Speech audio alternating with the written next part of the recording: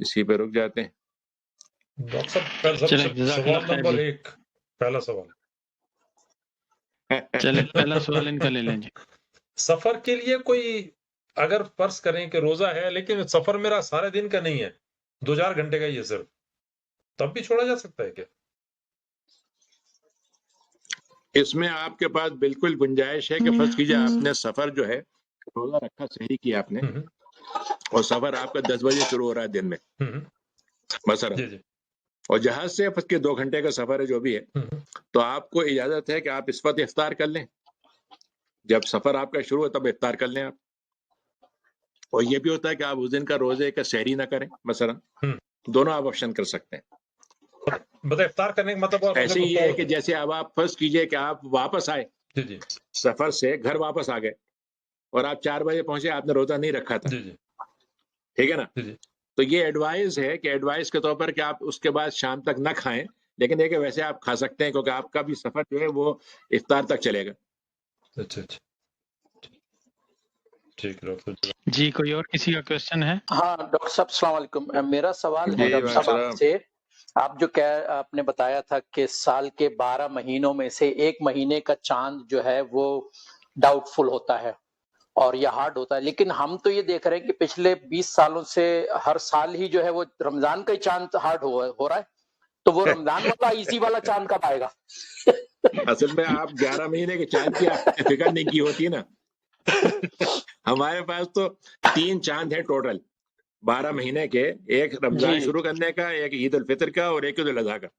بالکل، اور ان تینوں میں گڑبڑ ہوتی ہے ہر سال.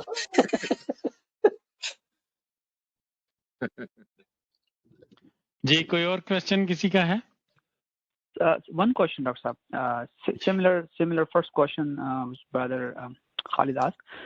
Is there a limit of like قصر نماز میں ہمیں پتا ہے کہ ہم اتنے میل ٹریول ہو تو نماز قصر ہو جاتی ہے، وہ جو ایک فقہ نے ہمیں ایک لمٹ دی ہوئی ہے.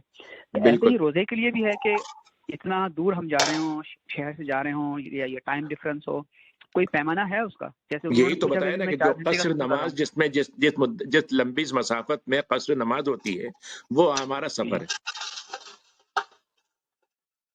حالانکہ آپ دیکھیے کہ 73 کلومیٹر تو آپ گاڑی سے چلیں گے تو 1 گھنٹہ لگے گا، لیکن آپ مطلب یہ کہ اگر آپ یہاں سے فرض کیجئے کہ مثلا کہیں امریکہ بھی جائیں یا وینکوور جائیں تو آپ کو 3 گھنٹے کے اندر آپ وہاں پہنچ جائیں گے.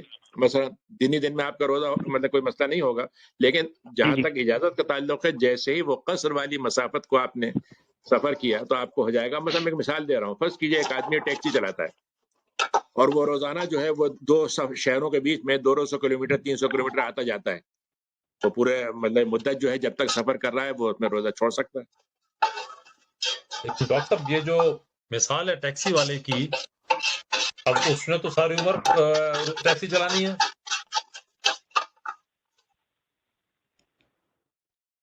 تو مطلب وہ رخصت سے فائدہ اٹھا سکتا ہے. اب اس کو یہ اپنے آپ کو ایڈجسٹ کرنا پڑے گا اسے کہ میں یا تو یہ کہ روزہ نہیں رکھ لوں اس مدت میں، مطلب اتنے وہ تھکن نہیں ہوگی، یا پھر یہ طے کر لے کہ میں ابھی گرمیوں میں نہیں رکھا ہوں اور سردیوں میں رکھ لوں گا. پتہ کو ایسا کرنا پڑے گا، اسے ایڈجسٹ کرنا پڑے گا. لیکن باقی یہ کہ وہ گناہگار نہیں ہوگا اگر وہ روزہ چھوڑتا ہے تو. میرا سوال تو اس حوالے سے تھا، جیسے مجھے اکثر رمضان میں بھی ٹریولنگ میری ہوتی ہے اور یو ایس جانا ہوتا ہے، تو وہ ایک یعنی 1 وے ٹریول جو ہے وہ ہارڈلی 2.5 آورس زیادہ نہیں ہوتا، یعنی یہاں سے ڈیٹرائٹ مشیگن یا وہ سارا علاقہ جو ہے، تو یعنی ڈے ٹرپ ہوتا ہے. وہ صبح جا کے آپ شام 5-6 بجے تک 7 بجے تک واپس آ سکتے ہیں. تو اس صورت میں وہ قصر نماز تو ہو جاتی ہے، قصر تو پڑھ سکتے ہیں کیونکہ وہ ڈسٹینس تو ہے، وہ تو میٹ کرتا ہے ریکوائرمنٹ. تو کیا وہ اپلائی کرتا ہے روزے پہ بھی؟ جی بالکل، یہی میں بتا رہا ہوں نا آپ کو کہ بات یہ ہے کہ شریعت جو آپ سے کہہ رہی ہے، آپ اس لیے میں نے کہا کہ سفر کی حالت میں آپ روزہ نہ رکھیں تو شریعت کو اجازت ہے اور آپ رکھ لیں تو کوئی بات نہیں، یعنی شریعت پہ آپ کو روک نہیں رہی ہے، روزہ آپ کا صحیح ہو جائے گا. لیکن اگر آپ اس سے فائدہ اٹھاتے ہیں تو آپ کو یہ مطلب یہ شریعت اجازت دے رہی ہے، رخصت ہے، یہ آپ لینا چاہیں تو لے سکتے ہیں. ٹھیک ہے انشاءاللہ. ڈاکٹر صاحب ایک میرا کوشچن ہے کہ یہ جو قرآن کی جو آیت ہے کہ سفید دھاگا اور کالے دھاگے کے درمیان امتیاز آ جائے، تو یہ منسوخ آیاتوں میں سے ہے؟ نہیں منسوخ نہیں ہے.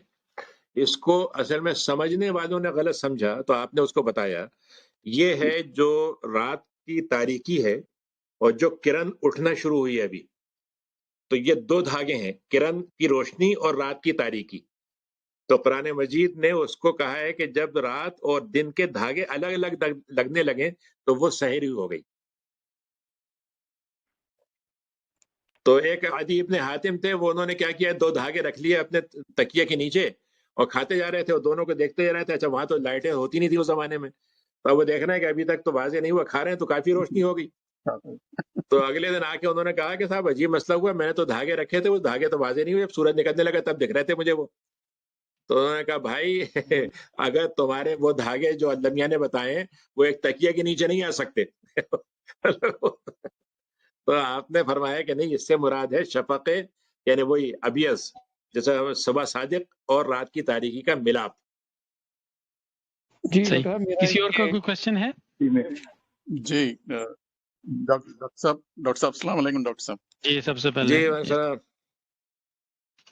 جی ڈاکٹر صاحب، یہ جو محدثین نے جو احادیث کے جو درجے مقرر کیے ہیں، صحیح، حسن اور ضعیف، جی اس میں ایک دیکھا یہ گیا ہے کہ ضعیف پر محدثین کا یہ خیال ہے کہ اس پر آپ عمل نہ کریں، آپ اس پر، اور نہ ہی اس کی آپ اشاعت کریں آپ. جی جبکہ یہ دیکھا گیا ہے کہ آپ رمضان کے یعنی شعبان کے اس پر بھی آپ نے اس حدیث کو کوٹ کیا ہے جو محدثین نے ضعیف قرار دیا ہے، جو نبی اکرم صلی اللہ علیہ وسلم نے یعنی حضرت عائشہ رضی اللہ عنہا نے آپ کا پیچھا کیا ہے قبرستان یعنی بقیع تک. جی اور جی دوسری یہ ہے کہ آج کی مناسبت پر سے بھی آپ نے یہ بات کہی ہے کہ شعبان کے یعنی 15ویں شب کے دن یعنی اللہ سبحانہ تعالیٰ آخری آسمان پر نازل ہوتا ہے اور تمام لوگوں کے گناہوں کو بخش دیتا ہے. جی ہاں. تو یہ کس طرح سے ہم کو یہ اگر ضعیف حدیث ہے تو پھر کیوں ہم اس کو پیش کرتے ہیں ہم؟ مطلب یہ کس نے کہا کہ ضعیف حدیث پہ عمل نہیں کریں؟ یہ کس نے کہا؟ اب محدثین خود لکھتے ہیں کہ اگر نہیں اب یہ جو محدثین نے تو نہیں احادیث لکھا کو یہ، کوٹ کیے ہیں نہیں محدثین نے جامع نہیں لکھا یہ، میں آپ کو بتا دیتا ہوں. محدثین نے اگر ضعیف حدیث کو لکھا ہے، اگر ضعیف حدیث ہے تو ترمذی بہت بڑے سیاہ ستہ، تو آپ جانتے ہیں نا سیاہ ستہ، جی سیاہ ستہ میں ترمذی میں ضعیف حدیث موجود ہے. اگر وہ ان کو نہیں لکھنا چاہیے تھی، حدیث نہیں تھی، تو انہوں نے اپنی کتاب میں کیوں لکھا اس کو؟ امت کو اس سے آگاہ کرانے کے لیے کہ نہیں بھئی یہ حدیث میں صحیح ہے، دیکھیے میں عوام مگر کی اس کو بات نہیں کر ضعیف رہا، عوام درجے کیا میں کہہ رہے ہیں دیا اس میں مجھے آپ نہ بات کریں، میں علمی بات کر رہا ہوں. علمی طور پر جن لوگوں نے سیاہ ستہ لکھی ہیں امام بخاری اور مسلم کے علاوہ، جو باقی کتابیں ہیں، ابو داؤد ہے، ترمذی ہے، نسائی ہے، ابن ماجہ ہے، ان سب میں ضعیف حدیثیں موجود ہیں. جی اور صحیح سیاہ ستہ اس لیے کہتے ہیں کہ ان میں موضوع حدیث نہیں ہے، کیونکہ موضوع حدیث نہیں ہوتی. لیکن ضعیف حدیث ضعیف ہے اور وہ حدیث بھی ہے، اور انہوں نے اس کو ذکر کیا ہے. اور اس پر ہمارے محدثین کا اتفاق ہے، بڑے جتنے بھی بڑے اتفاق ہیں کہ بھائی ضعیف حدیث پہ حرام حلال کی بات نہیں لی جائے گی، لیکن جس میں فضائل اعمال کی باتیں ہیں وہ ضعیف سے لی جا سکتی ہیں. اب ہمارے یہاں بعض شدت پسند ہوتے ہیں، بعض شدت پسند ہیں اس میں، جن کا خیال یہ ہے کہ ایک تو ضعیف حدیث ان کے نزدیک حدیث نہیں ہے، دوسرے ضعیف حدیث پہ عمل نہیں ہوگا. یہ دونوں باتیں غلط ہیں. میں آپ سے بالکل اس کی ایک مثال ایسے دیتا ہوں، آپ اس کو یہ سمجھیے کہ ایک آدمی ہے، مکمل صحیح آدمی کی ڈیفینیشن کیا ہوگی؟ جس کے ہاتھ ہوں، پیر ہوں، انگلیاں ہوں ہاتھ کی، جی ہر چیز مکمل ہو نا، وہ انسان کہلائے گا. جی تو آپ کہیں گے یہ صحیح آدمی ہے. ٹھیک ہے، ایک آدمی کی ایک آنکھ میں تھوڑی سی نگاہ کمی ہے، نگاہ ہے لیکن نگاہ میں کمزوری ہے مثلا، یا سنتا تھوڑا سا کم سے ہے، تو آپ اس کو انسان مانیں گے کہ نہیں مانیں گے؟ انسان ہے نا وہ، لیکن آپ کہیں گے اس انسان کی طرح نہیں ہے، تو اس کو حسن بنا دیا آپ نے. ٹھیک ہے. اچھا ایک آدمی کا ایک پیر کٹا ہوا ہے، یا دو پیر کٹے ہوئے ہیں، یا دو ہاتھ کٹے ہوئے ہیں، لیکن اس کا جسم ہے، دل ہے، زبان ہے اور عقل بھی ہے، وہ انسان مانا جائے گا کہ نہیں مانا جائے گا؟ جی جب تک وہ زندہ ہے، جب تک اس کا دل کام کر رہا ہے، انسان ہے نا وہ. آپ یہ تو نہیں کہیں گے صاحب اس کے ہاتھ پیر کٹے ہوئے ہیں اس لیے اس کو مار دو، دفن کر دو اسے، یہ تو نہیں کہیں گے نا. تو کہنے کا میرا مطلب یہ ہے کہ ضعیف حدیث کی مثال ایسی ہے کہ اس میں کچھ کمزوری آ گئی ہے سند کی وجہ سے، اور اس لیے اس کو لوگوں نے کیٹیگری میں رکھا ہے، لیکن اس کے اندر انہوں نے یہ بتا دیا ہے کہ اس کے اندر ضعیف حدیث ہے، اور ضعیف حدیث پہ فنا چیزوں پہ عمل کر سکتے ہیں. تو اس میں ہماری جو امت کے بڑے بڑے محدثین ہیں سب اس معاملے میں متفق ہیں. یہ مطلب یہ کہ ہمارے یہاں آج کل ایک بڑا مسئلہ کھڑا کر دیا گیا ہے کہ یا تو ہمارے یہاں ضعیف حدیث کو حدیث صحیح کے مقابلے میں لے آئیں گے، یہ ایک ہمارے ایکسٹریم پیدا ہو گئی ہے. اس کے جواب میں ہمارے یہاں کچھ لوگ پیدا ہو گئے جو کہتے ہیں ضعیف حدیث بالکل کوڑا کچرا ویسٹ میں ڈال دو، گاربیج میں ڈال دو. یہ بھی غلط ہے. ہاں اگر صحیح حدیث موجود ہے اس کے مقابلے میں ضعیف حدیث میں کچھ اور دوسری بات بتائی گئی ہے تو وہ ہم نہیں لیں گے. لیکن اگر صحیح حدیث کوئی نہیں ہے جس کے بارے میں بات کہی جا رہی ہے، وہ صرف ضعیف سے مل رہی ہے اور وہ فضائل سے متعلق ہے، اس میں سب کا اتفاق ہے کہ اس کو استعمال کر سکتے ہیں. تو مطلب اس کو ہمارے مصیبت اصل میں ہمارے آج کل یہ مسئلہ یہ ہو گیا ہے کہ ہمارے پاس ایشو کوئی نہیں ہے اسلام کے. ہمارا سارا اسلام آ چکا ہے، الحمدللہ اسلام نافذ ہے، خلیفہ بھی آ چکا ہے، اور ہم تو ہر چیز پہ عمل کر رہے ہیں. بس ایک مسئلہ رہ گا ضعیف حدیث کو ہم مسئلے کو حل کر دیں. تو ہمارے پاس کوئی ایشو نہیں ہے، تو ہم نے یہ ایشو بڑھا دیا. اور یہ ایک علمی بحث ہے، اگر آپ عوامی بحث بنا دیں گے تو اور ستیاناس ہو جائے گی. جی ڈاکٹر صاحب پھر آپ نے اس حدیث کو کوٹ کیا ہے کہ جو صحیح حدیث جو ملتی ہے کہ یعنی شعبان کے ماہ میں اللہ سبحانہ تعالیٰ کے حضور یعنی ترفع الاعمال بتایا گیا ہے کہ اعمال پیش کیے جاتے ہیں، اور آپ نے بتایا کہ اعمال نامہ فرشتوں کے سپرد کیا جاتا ہے بتا رہے ہیں. تو یہ دو میں نے کانٹرڈکٹنگ تو بات صحیح نہیں ہو حدیث رہی. نہیں بیان کی، جو میں نے تو صحیح حدیث نہیں بیان کی اس میں. نہیں، اس میں صحیح جو حدیث صحیح نہیں اس میں. اعمال جو اللہ سبحانہ تعالیٰ کے حضور جو پیش ہوتے ہیں ارے وہ بھائی تو بات یہ ہے صحیح کہ حدیث میں ہے نا ڈاکٹر صاحب. نہیں صحیح حدیث نہیں ہے، وہ کمزور حدیث ہے. وہ بھی نہیں وہ اعمال پیش کیے تھے وہ الگ چیز ہے. یہ ہے کہ 1 سال کے اعمال فرشتوں کو دیے جاتے ہیں، اس کے بارے میں میں نے بتایا. یہ تفسیر ہے، یہ حدیث نہیں ہے. اچھا اور جی سورہ ڈاکٹر دخان کی آیت ہے جس میں اللہ تعالیٰ نے جی کہا کہ حامیم والکتاب المبین نازلناہ فی لیلۃ مبارکہ، جی ڈاکٹر ہم نے ایک مبارک رات میں اتارا ہے. وَإِنَّا كُنَّا مُنذِرِينَ فِيهَا يُفْرَقُ كُلُّ أَمْرٍ حَكِيمٍ، اس میں فیصلے کیے جاتے ہیں کچھ معاملات کے جو حکمت والے ہیں. اس کی تفسیر میں علماء نے لکھا ہے کہ یہ وہ رات ہے جو 15 شعبان کو ہوتی ہے، جس میں مطلب یہ ہے کہ احکام دیے جاتے ہیں فرشتوں کو 1 سال کے. جبکہ اس کی دوسری تفسیر یہ ہے کہ یہ لیلۃ القدر والی رات ہے. جی ڈاکٹر صاحب مرسل حدیث کی ذرا تشریح کر سکتے ہیں؟ کون سی؟ مرسل حدیث کسے کہتے ہیں؟ مرسل حدیث. مرسل نہیں، مرسل. مرسل حدیث جی. مرسل حدیث کہتے ہیں ایسی حدیث جس میں ایک تابعی جو ہے صحابی کا نام نہ لے اور ڈائریکٹ نبی کریم سے منسوب کر کے بات کہہ دے. تو اس نے تو نہیں سنا ان سے ڈائریکٹ، اس لیے اس کو مرسل کہتے ہیں.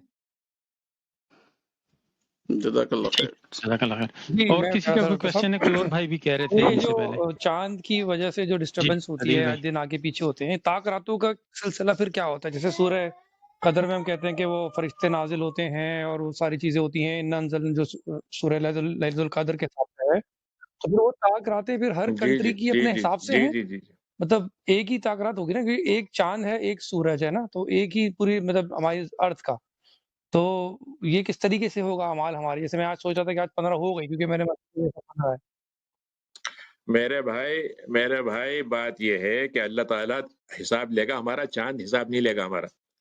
چاند تو صرف ایک علامت کے طور پر استعمال ہو رہا ہے. بس یہ کہ چاند نہ پایا جاتا ہو، سورج نہ پایا جاتا ہو، آپ اسپیس پہ چلے جائیں تو اللہ میاں تو وہاں بھی رہیں گے، وہاں پر بھی آپ کو سب چیزیں کرنا پڑیں گی. تو یہ چاند جو ہے بطور علامت کے ہے. تو اب اگر علامت میں میرے اجتہاد میں میرے 2 اجتہاد ہوئے، ایک نے اجتہاد کیا اس نے کہا کہ آج چاند ہے، ایک نے اجتہاد کیا اس نے کل چاند ہے. تو اللہ تعالیٰ نے ہم سے وعدہ کیا ہے کہ دونوں کے اجتہاد پر میں اجر دے دوں گا. حدیث ہے آپ نے فرمایا کہ کسی نے اجتہاد کیا اور صحیح کیا تو 2 اجر ملیں گے، اور کسی نے اجتہاد کیا اور ایک اس نے غلط کیا تو تب بھی 1 اجر ملے گا. اس کا مطلب کیا ہوا کہ میں نے اپنے طور پر سمجھا تھا کہ آج چاند کی رات ہوگی یا مطلب لیلۃ القدر ہوگی، تو اللہ تعالیٰ کہہ رہا ہے میں تم سے تمہاری سمجھ کے مطابق آج تمہارے لیے رات کی چاند کو بنا دوں گا لیلۃ القدر. تو اللہ تعالیٰ سے آپ اتنا پریشان نہ ہو کہ واللہ میاں بے بس ہو جائیں گے کہ لیلۃ القدر تو ایک ہی تھی، اب دونوں میں کیسے بانٹوں میں. نہیں، اللہ میاں دونوں کے ساتھ معاملہ کر لیں گے. میں جیسے 14-15 کا تو ہم یہ کر سکتے ہیں کہ دونوں راتیں جاگ لیں ہم، چاہے برات کے حساب سے. رمضان میں تو جاگ راتیں 10 ہوتا. جی بالکل. اب اس وقت یعنی یہ ہے یہ صورتحال ابھی ہے کیلنڈر میں. بعض کے یہاں کل تھا 15 کی تاریخ، آج کیا کسی کے آج ہے. تو آپ دونوں میں سے کسی بھی عمل کر لیجئے، انشاءاللہ اس کو ثواب ملے گا. اور کوئی احتیاط کر کے دونوں کرتا ہے بہت اچھی بات ہے، کوئی بری بات بھی نہیں. جی ہمارے جو ساتھ ینگ ہیں یوتھ، آپ بھی کوئی کوشچن کر سکتے ہیں، بے شک انگلش میں کر لیں، ڈاکٹر صاحب جواب دے دیں گے. کوئی کوشچن ہو، حارث علی، نجی اللہ، کوئی آپ کو کوشچن ہو رمضان کے حوالے سے، روزے کے حوالے سے، تو you can ask what ever the question you have right now. ہاں بالکل، آج صرف تقریر پہ پابندی ہے، بچوں پہ بولنے کی پابندی نہیں. کوئی پابندی نہیں. تو جب تک یہ سوچ رہے ہیں ڈاکٹر صاحب، یہ مجھے بتائیں، یہ مائلیج آتی ہے 73 کلومیٹر، یہ حدیث سے ثابت ہے یا یہ نہیں، ہمارا حدیث ویسے سے حساب اس کو کتاب ہے؟ سمجھا گیا ہے، حدیث سے سمجھا گیا ہے. جب آپ نے ایک بات کہی نا کہ کوئی عورت بغیر محرم کے سفر نہ کرے 3 دن کی مسافت والا، تو ایک اونٹ یا پیدل اگر آپ دن بھر چلیں گے تو آپ کے مائلیج بنیں گے تقریباً کتنے 48 مائل، یعنی کتنے کہیں گے اسے آپ، اسے 18 دونے 36 کتنے ہوتے ہیں، کتنے ہوں گے، بل 18 میل آپ چلیں گے ایک دن میں مثلا. تو 3 دن میں جتنا مسافت بنے گی وہ اس کو 73 کلومیٹر میں ہم نے کنورٹ کیا ہے. یہ تو زیادتی نہیں کی ہم نے کہ 3 دن کا سفر ہے اور ہم نے اس کو 73 کلومیٹر پہ کر دیا، جو کہ آج کل 1 گھنٹے میں ہو جاتا ہے. اب آپ اس زیادتی کو المیہ کے بونس پوائنٹ پہ دینا چاہیں تو حرج کیا ہے اس میں؟ نہیں، میرے خیال میں مطلب یہ تو نہیں، آپ مجھے فیئر بتائیے کہ جب انٹرپریٹیشن. اس زمانے میں بھی جو سفر کرتے رہے 3 دن والے، ایک انتہائی آرام دہ سفر کرنے والا بھی تھا اور ایک انتہائی تھکنے والا تھا، لیکن المیہ نے کہا کہ میں تم کو اپنی طرف سے دونوں کو اجازت دے رہا ہوں. تو حدیث شریف میں ہے کہ آپ نے فرمایا کہ جب اللہ تعالیٰ نے تم کو ایک رخصت دے دی ہے تو اس کو ہدیے کو قبول کر لو. تو اس کو بھی ڈاکٹر صاحب ہم ایسے روزے میں جب رخصت دی ہوئی ہے تو پھر کیوں رکھتے ہیں روزہ؟ نہیں رکھیے، پھر تو نہیں رکھنا نہیں چاہیے، رکھیے، رکھنا اس ہی میں نہیں کیا چاہیے، مسئلہ کیا کیوں ہے؟ نہیں لیکن رکھنا یہ کہ چاہیے؟ روزے سے آپ بھاگ نہیں سکتے، اصل مسئلہ یہ ہے. ایک آدمی یہ کہہ رہا ہے بھائی مجھے رکھنا تو ہے روزہ، ابھی رکھ لیتا ہوں مثلا، ایک وہ بنی ہوئی ہے، ایک جیسے ہوتا ہے نا کہ ایک مزاج بن جاتا ہے. لیکن دوسرا آدمی کہتا ہے نہیں بھائی ٹھیک ہے کوئی بات نہیں، میں سفر میں ہوں اور میں نہیں رکھنا چاہ رہا. تو اللہ تعالیٰ کہہ رہا ہے بالکل تمہیں اجازت ہے، لیکن پابندی بنی ہے تم پہ، کبھی رکھنا پڑے گا، بس یہ ہے. تو یہ آج لیکن کل کے جو ڈاکٹر ماڈرن اسکالرز ہیں ان کو کرنا چاہیے، اس کو قصر کو ریویو کیا جا سکتا ہے یا نہیں قصر کو ریویو کیا جا سکتا ہے؟ یہ نہیں کیسے ریویو اوپن کریں اینڈ گے؟ شٹ کلوز ہے یہ نہیں 73 کیسے کلومیٹر والا. ریویو، کیسے ریویو کریں گے؟ 2 ہی آپشن ہے، یا تو آپ کو رکھنا ہے یا نہیں رکھنا، بس 2 آپشن ہے، دونوں میں سے جس سے آپ فائدہ اٹھا لیں. لیکن کوئی تیسرا آپشن کوئی لے کر آئے، مثلا وہ یہ کہے کہ بھائی بات یہ ہے کہ جو آج کے زمانے میں قصر کی مدت جو ہے 2000 کلومیٹر پہ پھیلا رہا ہوں، تو یہ تو نہیں کر سکتا وہ. اچھا ٹھیک ہے، چلیں ایوب نہ بھائی آپ کچھ وہ کہہ اس رہے لیے بھی نہیں کر نہیں وہ اس لیے بھی نہیں کر سکتے نا ڈاکٹر صاحب، کیونکہ 2000 کلومیٹر تو اب وہی والی بات ہے کہ ڈیپینڈ کرتا ہے آپ اگین کس جہاز میں جا رہے ہیں. ایسے جہاز بھی ہیں کہ جو آپ کو 2000 کلومیٹر جو ہے وہ ایک دن میں لے جاتے ہیں، اور ایسے بھی ہیں کہ جو آپ کو نہیں لے جا سکتے، لے کے ہی نہیں جا سکتے. بالکل. تو ڈاکٹر صاحب یعنی اسی حوالے شریعت سے نے میں واپس یعنی آ رہا ہوں. یہی بات رکھی ہے کہ اس میں اصل چیز جو سفر میں ہے وہ ہے مشقت، یعنی ایکسٹرا آپ کے اوپر ایک بوجھ. تو شریعت نے یہ کہا کہ ہم بوجھ کو اب میجر نہیں کر سکتے، ہر آدمی کا الگ الگ ہوگا، تو اس لیے خود سفر کو ہم گنجائش کا ذریعہ بنا دیتے ہیں. یعنی یہ شریعت نے اس کو وہ کر دیا. اب اس میں آپ مثلا یہ کہ ایک آدمی اگر یہ کہے کہ بھائی ہمیں نہیں کرنا یا کرنا ہے، تو خیر یہ تو آپ کی اپنی چوائس پر ہے، کوئی مسئلہ نہیں. لیکن حدیث شریف میں جیسے آتا ہے کہ جب آپ ایک دفعہ مدینے سے نکلے سفر کی حالت میں، تو مدینے کے باہر جب ایک چڑھائی پہ پہنچے وہاں آپ نے روزہ کھول لیا مثلا.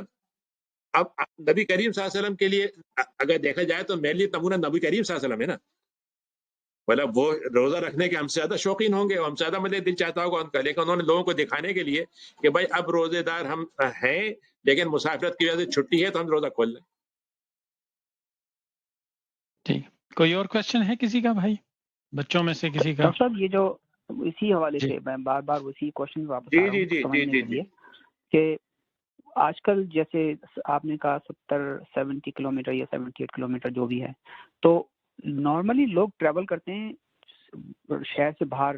آج کل جو رہتا ہے جیسے سینٹ کیتھرین میں یا ہیملٹن سے آگے رہتا ہے تو 78 کلومیٹر تو ویسے ہی بن جاتے ہیں، اور وہ روزانہ جاب کرنے آتا ہے اگر ڈاؤن ٹاؤن، تو یہ تو اس کی 100 کلومیٹر ون وے تو ایزیلی ہو جاتی ہے.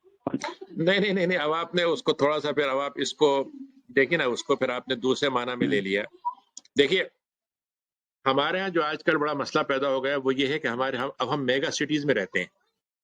یعنی ایک شہر کے اندر ہی اگر آپ چلے تو 100 کلومیٹر کا آپ کا راؤنڈ ہو جائے گا. یعنی اگر آپ یہاں سے فرض کیجئے مثلا مارکھم جائیں یا وان جائیں اور وہاں سے واپس آئیں تو آپ کا 100 کلومیٹر آرام سے ہو جائے گا.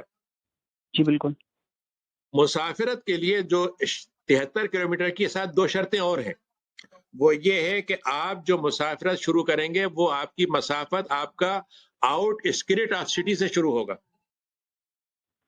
یعنی اس کی میں مثال دوں کہ فرض کیجئے میں یہاں پر مساگا میں رہتا ہوں اور ابھی جب میں باہر نکلا نیاگرا جانے کے لیے تو اوکویل شروع ہو گیا, اوکویل سے نکلا تو برلنگٹن شروع ہو گیا. تو میرا ابھی جو ہے وہ آؤٹ اسکرٹ شروع نہیں ہوا. تو ہمارے حساب سے آؤٹ اسکرٹ شروع ہوتا ہے جب آپ کے زراعتی علاقے شروع ہو جائیں مثلا, یا باغوں کا علاقہ ہے وہ شروع ہو جائے, یا بالکل کھلی ہوئی جگہ شروع ہو جائے, یا جی ٹی اے سے باہر نکل جائے. جی ٹی اے سے باہر نکل جائے, جو جی ٹی اے سے باہر کے بالکل. ہاں اس میں ایک مسئلہ یہ ہے, اور دوسرا مسئلہ اس میں یہ ہے کہ اگر آپ وہاں سے جا رہے ہیں جہاں پر 73 کلومیٹر وہاں سے بن رہا ہے تو پھر آپ کی مطلب وہاں سے وہ شروع ہوگا. اب آج کل ہوتا کیا ہے کہ ہمارے پاس جب ہم شہر کے اندر ہی اندر چل رہے ہیں تو ہم آؤٹسکرٹ سے نکلے ہی نہیں, ٹھیک ہے نا. تو ہم 50 کلومیٹر نہیں 200 کلومیٹر بھی چل لیں گے تب بھی ہم مسافر نہیں ہوں گے. کیوں؟ اچھا اس کی وجہ کیا ہے؟ وجہ سمجھ لیجئے. وجہ یہ ہے کہ جب آپ شہر میں ہوتے ہیں تو شہر کا مطلب ہے فیسلٹیز, سہولتیں. کہ آپ نے چائے لینا ہے, آپ نے کہا بھائی ٹماٹر موجود ہے, فلاں چیز لینی فلاں چیز لے لیا. لیکن جب آپ شہر کے باہر آتے ہیں تو جو آپ کی نارمل فیسلٹیز ہیں وہ آسانی سے نہیں ملتی ہیں آپ کو, جو گھر میں آرام سے مل جاتی ہیں. تو شریعت نے یہ کہا کہ تب تم شہر کے باہر آ گئے, اب تمہاری عام سہولتیں کم ہو گئیں. تو اب اسی لیے میری ایک اپنی رائے ہے کہ مثلا جب آپ یہاں سے ایئرپورٹ چلے جاتے ہیں تو ایک طرح سے آپ شہر سے کٹ جاتے ہیں, حالانکہ وہ شہر کے اندر ہے اس وقت. لیکن عملاً ہوتا یہ ہے کہ جب آپ نے اپنی چیکنگ کرا لی وہ ہو گیا, تو اب آپ دوبارہ اگر واپس آنا چاہتے ہیں آپ نہیں آ سکتے. بس کیجئے, یا ہو سکتا ہے ہو جاتے ہیں واپس آتے ہوں, لیکن عام بات یہ ہے کہ جب آپ نے اپنا سامان دے دیا, بورڈنگ پاس لے لیا مثلا, تو اب اس کے بعد آپ شہر کے باہر ہو گئے, تو اب آپ یہاں سے قصر کر سکتے ہیں.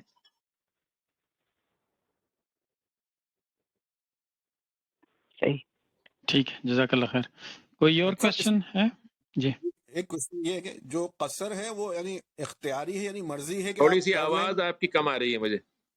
جی وہ ڈاکٹر صاحب یہ کہہ رہے ہیں کہ سفر قصر جو ہے اختیاری ہے یا یہ امام ابو حنیفہ تو اس کو واجب کہتے ہیں لیکن امام شافعی اختیاری کہتے ہیں.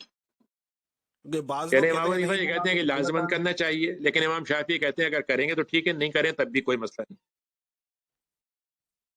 ہو گیا جی, جواب مل گیا آپ کو؟ کہتے ہیں ایسے آپ سے آپ نے بات کی کہ اللہ تعالیٰ کا ہدیہ ہے, تو یعنی اب وہ اللہ تعالیٰ کا ہدیہ ہے تو اس کو آپ انکار نہ کریں اور قصر ہی پڑھیں, کیونکہ جب آپ سفر میں ہیں اور آپ کو ایک سہولت مطلب امام حنیفہ نے اس کا یہی مطلب لیا ہے کہ قرآن مجید میں ہے کہ جب تم سفر کی حالت میں ہو تو قصر کرو, تو وہ کہتے ہیں یہ امر کا لفظ ہے, امر کا مطلب ہوتا ہے حکم. تو وہ کہتے ہیں جب حکم ہے تو پھر ہمیں لینا چاہیے اس کو واجب کے طور پر. جی کوئی ہے کسی کا کوشچن؟ میرا سوال ہے ڈاکٹر صاحب سے.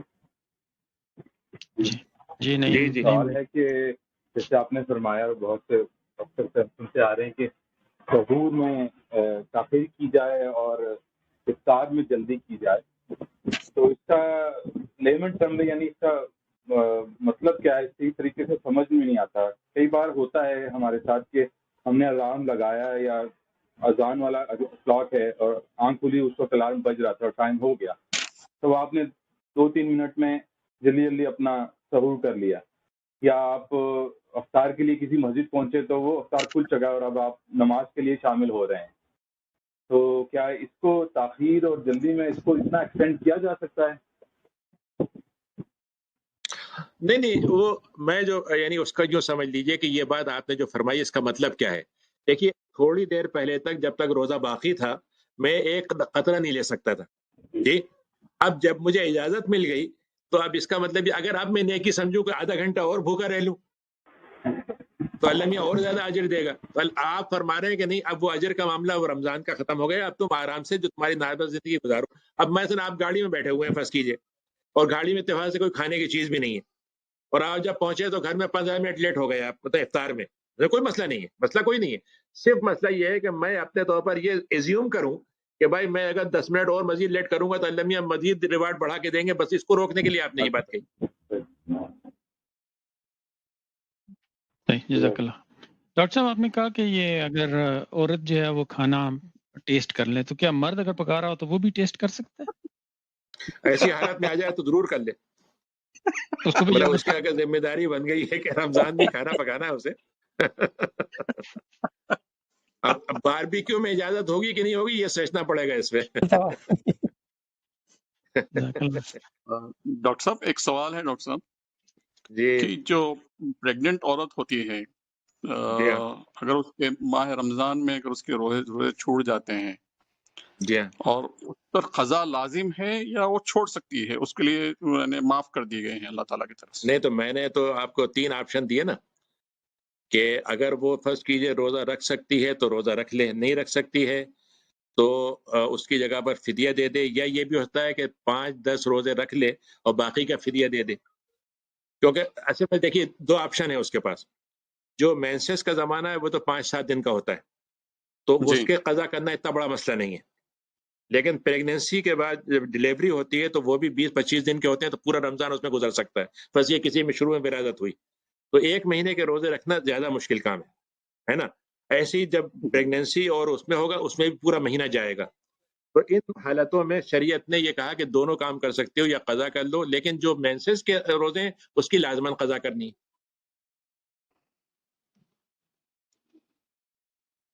ڈاکٹر صاحب اگر تھوڑا سا اس پہ بھی کامنٹ کر دیں، جس طرح کے آج کل حالات ہیں یہ شاید تراویح جو ہے وہ مشکل ہو مساجد میں، تو اس کی کیا مطلب فرضیت کیا ہے یا اس کے لیے کتنی مار دھاڑ کی جائے کہ وہاں مطلب اس کی تو جو کہ تراویح تو خود سنت ہے، فرض تو ہے نہیں، تو اس لیے تو وہ بڑے مطلب یہ کہ بالکل ایسے ہی ہے کہ جیسے آپ مسجد میں پڑھیں یا گھر میں پڑھیں، دونوں اجر کے لحاظ سے برابر ہیں. اور اگر مسجد میں آپ پڑھ نہیں سکتے، کوئی مسئلہ ہے نمبر رجسٹرڈ نہیں ہو رہا یا بوڑھے لوگ نہیں جا پا رہے یا بچوں کو آج کل اجازت نہیں ہے، تو میں سمجھتا ہوں کہ بہتر یہ ہے کہ گھر میں جماعت کے ساتھ تراویح پڑھی جائے اور اس سے ہمارے بچے جن کو قرآن یاد ہے ان کی مشق بھی ہو جاتی ہے اور خواتین بھی اس میں مطلب ایک شریک ہو جائیں گی، چھوٹے بچے بھی شریک ہو جائیں گے، بوڑھے بھی شریک ہو جائیں گے. تو میں سمجھتا ہوں کہ اس کو وہیں پہ کرنا چاہیے. لیکن جو چیز ہم نہیں کر سکتے وہ یہ ہے کہ میں سعودی عرب کا ریڈیو یا ٹی وی کھول لوں اور اس کے پیچھے نماز پڑھنے لگوں. مطلب آن لائن جو ہے تراویح نہیں ہو سکتی. بات یہ ہے کہ جو اپنے گھر میں ہے وہ اس کو آپ آرام سے کر سکتے ہیں. یا اگر ایسا ہو کہ فرض کیجئے کہ کسی کا گھر بڑا ہے اور وہ یہ کہیں بھائی محلے میں ہمارے آس پاس کے 2-3 گھر والے بھی ہمارے ساتھ آ جائیں، مثلا بیسمنٹ پڑھ لیں، اور اچھی بات ہے اگر ایسا کر سکتے ہیں اور اس میں کوئی یعنی تعداد کا مسئلہ وہاں نہ ہو تو ایسا ہو سکتا ہے. لیکن یہ کہ گھر میں سمجھتا ہوں کہ اگر پابندی ابھی بنی رہتی ہے یا تعداد پرسنٹیج کے حساب سے سب کوالیفائی، کیونکہ ایسے میں ایک اور مسئلہ ابھی میں جو بتا رہا تھا کہ ہم پچھلے جمعرات کو ہماری ہلال کونسل کی میٹنگ تھی تو اس میں یہ ایشو آیا تھا کہ بھائی جمعے کا تو مسئلہ یہ ہے کہ آپ 4 جمعے 5 جمعے کرا لیجیے، کوئی مسئلہ نہیں ہے نا، کہ آپ نے 2 رکعت جمعہ پڑھایا اور اس کے بعد دوسری جماعت آ گئی، پھر تیسری آ گئی. تراویح میں آپ 3-4 نمازیں نہیں کرا سکتے کیونکہ آپ پاس رات تھوڑی سی ہے اور اس کو کرتے کرتے آپ کی سحری ہو جائے گی. تو بعض مسجدوں نے یہ کہا کہ جو جیسے خاص طور سے بڑی مسجدیں ہیں انہوں نے کہا بھائی ہم نے یہ انتظام کیا ہے کہ ہمارے پاس جیسے فرض کیجئے گنجائش ہے تو ہم نے ایک تراویح کروا دی ہے 8 رکعت کی ایک جگہ پر، اور ایک رکعت کرا دی ہے 20 کی مثلا، اور ایک ہم نے کرا دی ہے جو 10-12 دن میں ختم ہو جائے گی. تو ہم اس طریقے سے 3-4 تراویح ایک ساتھ کرائیں گے. تو اب لوگوں نے راستے نکالے ہیں اس طرح کے. اور ایک اور ڈاکٹر صاحب جیسے کوپر ماسک بھی میں جاتا ہوں نماز پڑھنے تو وہاں بھی انہوں نے اناؤنسمنٹ یہ کی تھی کہ عشاء پڑھنے صرف وہی افراد آئیں جنہوں نے تراویح پڑھنی ہے. یہ انہوں نے ریکویسٹ کی ہے، پابندی نہیں لگائی انہوں نے. نہیں یہ جو بات آپ ایوب صاحب جو بات آپ فرما رہے ہیں نا، یہ اس کا اصل مسئلہ کیا ہے کہ مثلا فرض کیجئے ایک آدمی نے بکنگ کرا لی، ٹھیک ہے نا، اچھا بکنگ کرائی اس نے اور 8 کے بعد وہ چلا گیا پڑھ کے. اب 12 جو رکعتیں ہو رہی ہیں اس میں کسی کو لا نہیں سکتا. بالکل ایسا ہی ہے. تو وہ ایڈمنسٹریٹو ایشو ہے یہ جس کی وجہ سے یہ لوگوں نے کیا ہے. اچھا اس میں یہ بھی مسئلہ ہوا تھا، بعض مسجدوں میں یہ بات آئی تھی کہ فرض کیجئے ایک آدمی نے طے کر لیا کہ میں تو مغرب کے بعد بھی یہیں بیٹھا رہتا ہوں، اب آپ بکنگ کراتے رہیے، وہ بیٹھا ہوا ہے مغرب سے، مطلب ہے نا یہ مسئلے. تو آپ کو مسئلہ یہ ہے کہ اگر آپ کے پاس جتنا نمبر کی اجازت ہے اس سے آپ اجازت نہیں دے سکتے. لیکن دوسرا مسئلہ یہ ہے کہ بیچ میں ایک آدمی آیا چلا گیا اور آپ کے جو گیپ پیدا ہو گیا وہ آپ کیسے بھریں. مثلا تو یہ تھوڑے سے ایڈمنسٹریٹو چیزیں ہیں، تو مسجدوں میں لوگوں نے اپنے اپنے حساب سے اس کو ایڈجسٹ کرنے کی کوشش کی ہے۔ ایسا ہی۔ ویسے آپ کو چانس نظر آ رہا ہے کہ 30% تک ہو جائے گا رمضان میں ڈاکٹر صاحب؟ اس میں 10-15% چانس ہے۔ صحیح، ٹھیک ہے، جزاک اللہ خیر۔ تو اگر کوئی کوشچن نہیں ہے تو پھر وائنڈ اپ کرتے ہیں انشاءاللہ، اس کو ریپ اپ کرتے ہیں۔ جی ہاں، میرا خیال سے شاید ہم لوگوں کا ایک پروگرام اور ہوگا، اس کے بعد پھر رمضان ہو جائے گا، تو پھر رمضان میں تو ہم لوگ نہیں، ٹھیک ہے انشاءاللہ پھر رمضان کے بعد جو ہے رمضان کے بعد ہی پھر انشاءاللہ کریں گے۔ ٹھیک ہے، تو کوئی کوشچن نہیں ہے تو ڈاکٹر صاحب دعا کر لیں اور انشاءاللہ جزاک اللہ خیر۔ بسم اللہ الرحمن الرحیم، الحمد للہ حمدا کثیرا واسعا مبارکا فیہ۔ اللہ ہمارے لیے، سب کے لیے رمضان کو آسان کر دے، اس میں رہنا، اس کو گزارنا، اس کے روزے رکھنا، اس کی راتوں میں عبادت کرنا، اس میں اچھائیوں کو سمیٹنا، روح کا تزکیہ کرنا، یہ آسان کر دے۔ اور یہ جو حالات بن رہے ہیں پابندیوں کے، دشواریوں کے، کرونا اور اس کے مختلف وباؤں کے، اس سے ہماری بھی حفاظت فرما، سب کی حفاظت فرما، اس سے ہمارے لیے ہماری عبادتوں کو اس پہ اثر نہ پڑے، ہماری عبادتیں ہم آرام سے یکسوئی سے کر سکیں، اور ہمارے لیے جو اسباب ہیں وہ آسانی سے میسر آ سکیں۔ یہ ہمارے لیے رمضان میں بھی، رمضان کے علاوہ بھی آسان کر دیں، ہمارے لیے سب کی ہماری حفاظت فرما، اور مال میں، اولاد میں، اور وقت میں، اور ہمارے علم میں، سب میں برکت عطا فرما، اور ہر قسم کے شر سے، ہر قسم کی آفتوں سے ہماری حفاظت فرما۔ سبحان ربک رب العزت عما یصفون وسلام علی المرسلین والحمد للہ رب العالمین۔ جزاک اللہ خیر۔ سب بھائیوں کا بہت شکریہ، ڈاکٹر صاحب آپ کو بہت زیادہ بہت شکریہ، جزاک اللہ خیر۔ جزاک اللہ خیر۔ السلام علیکم۔ وعلیکم السلام۔ جزاک اللہ۔ وعلیکم السلام۔